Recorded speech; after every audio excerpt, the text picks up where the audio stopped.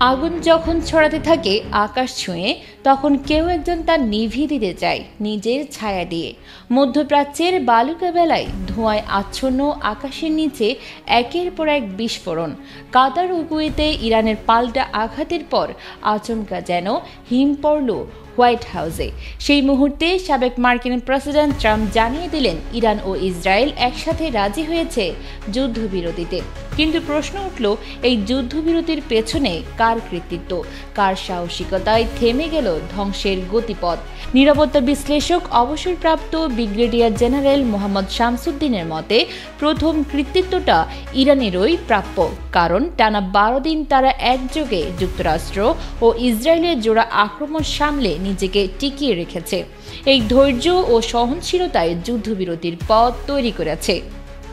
যদি ইরান ভেঙে পড়ত তবে যুদ্ধবিরতির দরজায় খুলত না। পরাশক্তি হয়েও আমেরিকার এই স্বীকারোক্তি যে একটা শান্তির প্রয়োজন তা ইরানের প্রতিরোধেই সম্ভব হয়েছে। ইসরায়েলও বুঝতে পেরেছে এই যুদ্ধ শুধু ক্ষয় নয়, রাজনৈতিকভাবে তাদের কাঙ্ক্ষিত লাভও আনছে না। তারা জানে এই লড়াই চালিয়ে গেলে শুধু খরচই বাড়বে, তাই শেষমেশ তারাও পিছু হটতে রাজি হয়।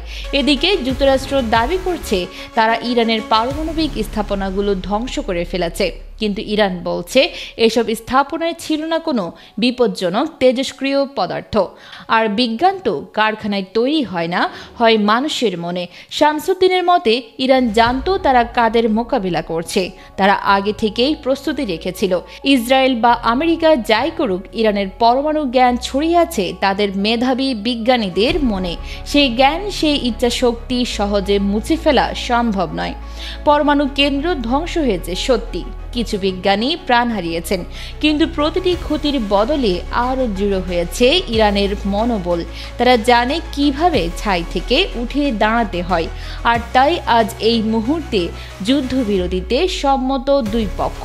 একটুখানি নিঃশ্বাস, একটু বিরতি, মহাযুদ্ধের আগুন থেকে ফিরে আসার চেষ্টায় তারা।